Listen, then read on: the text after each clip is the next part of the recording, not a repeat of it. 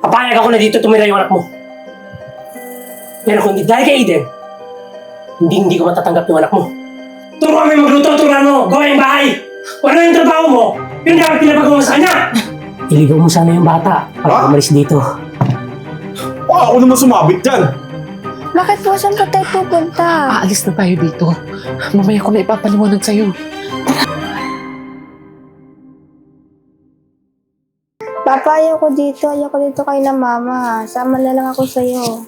Anak, hindi talaga pwede kasi business meeting yun eh. Baka pagalitan ako ng boss ko. Kaya mo, papayag naman yung si mama na dito ka muna eh.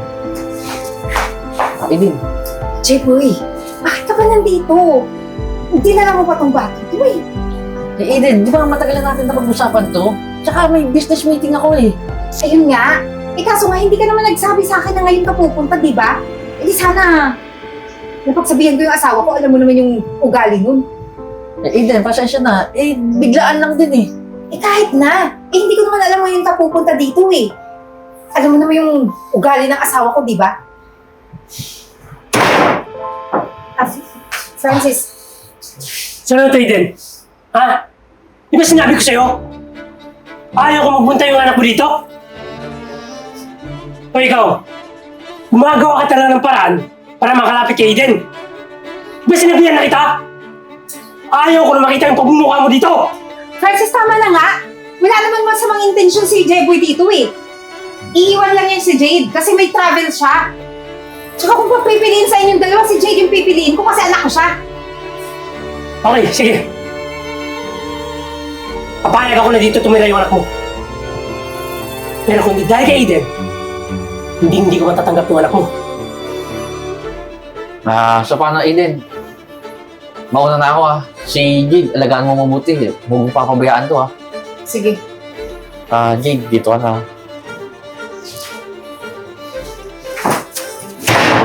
Okay ka lang ba, anak? Tara na. Ituturo ko sa yung kwarto.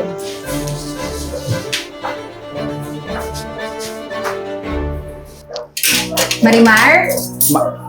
Marimar! Papasok na pala ako sa trabaho. Ibibilin ko sa'yo si Jade ha. Pakainin mo on time. Alagaan mo mabuti tong anak ko. Ay, naku ma'am, ako po bahala sa anak ninyo. Hindi ko po pababayaan yan. Tsaka, hindi ka na po ba kakain, ma'am? Ay, hindi na kasi may meeting kami eh. Sige po. Basta ha, alagaan mo. Bantayan mo to. Sige po, ma'am. Sige na, dala ko ha. Jade, magpakabit ka. Oh, Jade. Huwag kang mahiya dito sa bahay, ha? Feel free ka dito kasi bahay mo rin naman to, eh. Tsaka, huwag ka nang malungkot. Ako bahala sa'yo. Pagtatanggol kita kahit doon pa sa kinakasama ng nanay mo. O siya, sige. Mas mabuti pa, kumain na tayo. Sabi na tayo kumain kasi pagkatapos mo kumain mamaya, mamamasyal tayo sa labas.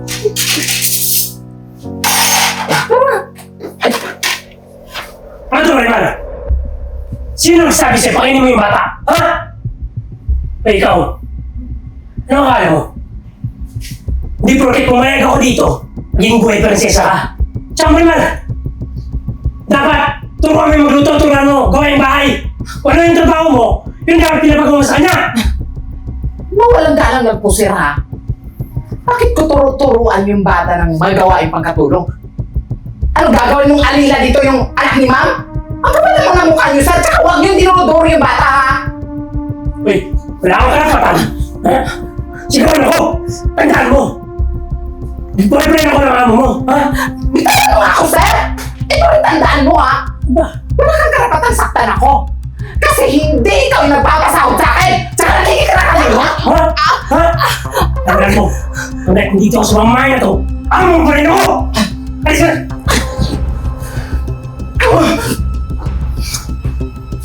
Ayun ng bakla na to.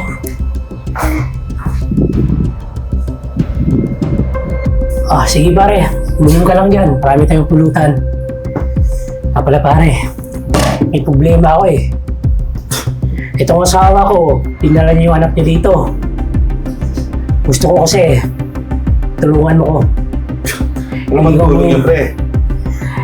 Iligaw mo sana yung bata para umalis dito. Hindi ka lang, pre. Ako naman sumabit dyan. Ano ka ba? Akong bahala sa'yo. Tsaka, ang dami ko nang naitulong sa'yo. Tatanggihan mo pa ako? Okay, sige, kung ayaw mo, ibigyan na lang kita ng 5,000. Tatanggi ka. Kaya alam ko naman, pagdating sa pera, hindi mo tatanggihan, di ba? Huwag ka lang, pre, ah. Di ba tayo sasabit dyan? Sinabi ko Mamaya. lang sa'yo. Akong bahala. Sige, pre, pero... Dagdagan mo. Medyo mahirap yan eh. Sige, 10,000. Sige, pre. Basta gawin mo malinis yung trabaho mo, ah.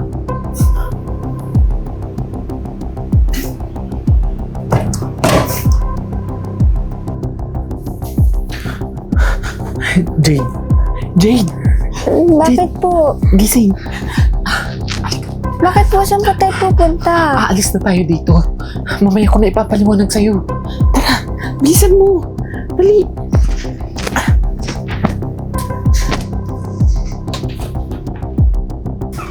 Sa wakas, natapos na ang problema ko. Pagod. Oh, Francis, babe. ano naman to, ha? Lagi ka na lamang ganito? Kada uwi ko galing sa trabaho, lasing ka? Sumama na lang mag-inom. Ito. Pala, pumunta si Pare Marlon. Nakipag-inuman sa akin. Teka nga lang, nasaan ba si Jade? Ba't hindi ko nakikita? Jade! Sa akin mo hinahanap yung anak mo? Bah, malay ko dyan. Hindi ko naman anak yan eh. Tumahimik ka nga! Jade! Jade! Jade!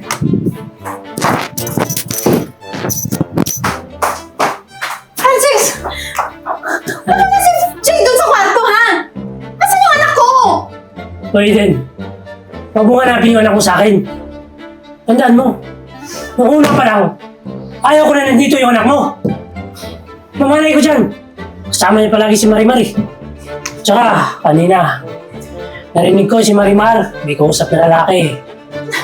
O baka kaya, pininta yung anak mo. Teka lang, anong ibig mong sabihin? Na masamang tao si Marimar? Pinagbibintangan mo si Marimar? Hoy Eden, nakita mo naman si Marimar di ba? Bago pa lang dito. Ikaw kasi, titiwala ka dyan sa baklang yan. Eh, teka lang. Ano ba dapat natin gawin? Samahan mo na lang ako sa police station. I-report natin. Parang nanahanap natin si Jade. Baka ano nang nangyari sa anak ko. Hindi din. Ikaw na lang pumunta sa police station. Total, problema mo na rin yan. Anak mo rin yan. Huwag mo na akong idamay. Ha? Francis, ano ba? Maawa ka naman kahit sa anak ko na lang mo. Ikaw yung magiging witness kasi sinabi mo, di ba? Di ba sinabihan na kita nakaraan? Ayaw na ayaw ko yung anak mo dito. Tapos ngayon kung nagka-problema na, idadamay mo ko. Francis, ito lang naman yung pakiusap ko sa'yo eh. Bakit ayaw mo kong tulungan? Gusto mo bang malayo talaga yung anak ko sa akin, ha? Aiden, hindi ko na problema yan. Yan kasi ang problema sa'yo. Ako ka, na ikaw mag-aalaga sa anak mo, lumurikihan mo yan. Tsaka nanay ka, Eden. Responsibilidad mo, hanapin yung anak mo! Alam ko! Pero nagtatrabaho ako para sa atin! Yun na nga eh. Yan o, si Marimar. Oh, tama yung sinabi ko, di ba? Tingnan mo, kasama yung anak mo. Malamang, binenta yung anak mo. Ano nagsasabi mo? Talaga ba? Ha? Ako ba talaga yung sinisisi mo? Ang kapal talaga ng mukha mo, no? Eto, nandito lang naman yung ebidensyang hawak ko kung anong ginawa mo sa anak ni ma'am. Ayan ma'am, tingnan mo.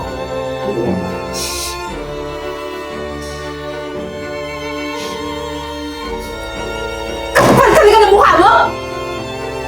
Matapos kitang patirahin dito sa bahay ko at ibigay lahat ng loho mo, ginawa mo to sa akin. Pati anak ko idadamay mo! Alam mo, hindi kita mapapatawad sa ginawa mo eh. Teka lang, Eden. Hindi ko naman sinasadya yung nangyari.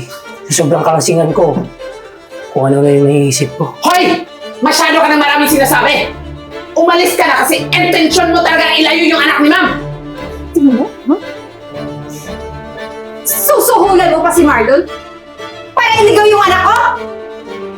Ngayon, ipapapulis kita at sisiguraduhin ko mabubulo ka sa bilangguan.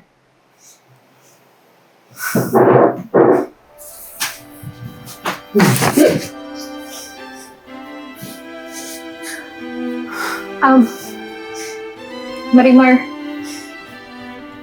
salamat ha. Kasi sinigurado mo yung kaligtasan ni Jade. Ay naku ma'am, wala ano man yun ma'am, no? Kasi nasa iyo lang naman talaga yung loyalty ko. Jade anak, hindi ka ba nasaktan? Wala bang masakit sa'yo? Okay ka lang ba? Hindi naman po, buti nga po nandiyan sa ating Marimar. Lagi niya po akong pinagtatanggol. Huwag kang mag-alala anak. Babawi ako sa'yo. Sisiguraduhin ko na magiging masaya tayong dalawa habang nandito ka sa akin. Salamat ulit Marimar ha. Wala ano man yun ma'am. Tsaka ma'am, mas mabuti pa po pagpahingahin mo yung ano, ba yung nabubulan ako? Pagpahingahin mo po muna yung anak niyo. Sige, ako na bahala. Sige po. Tara Jade.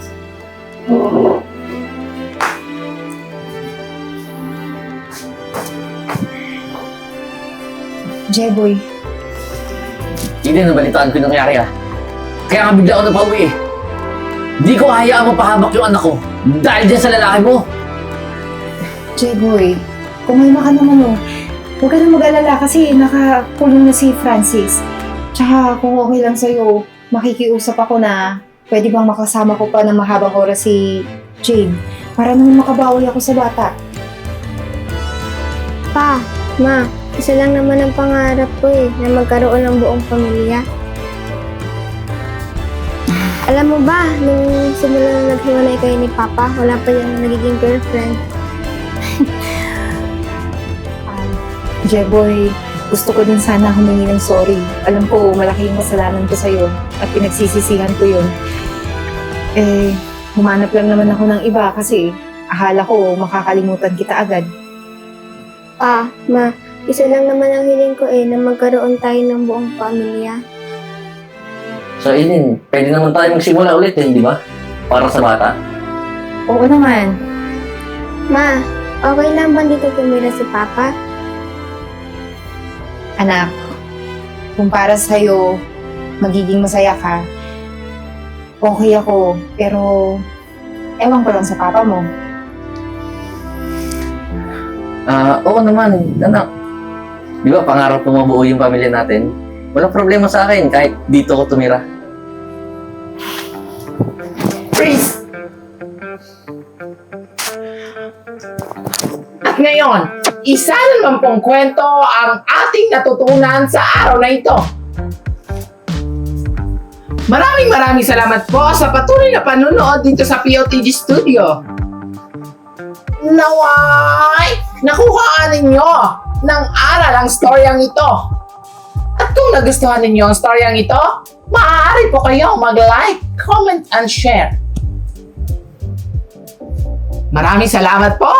At sana po ay i-share ninyo ang video na ito nang sa ganon ay marami din sa ating mga kababayan ang makakuha ng aral sa storyang ito. Salamat po! Marimar, naghain ka na ba? Sige po, maghahain na tayo. Sige, sir, punta na po kayo dun sa dining area. Sige, sir.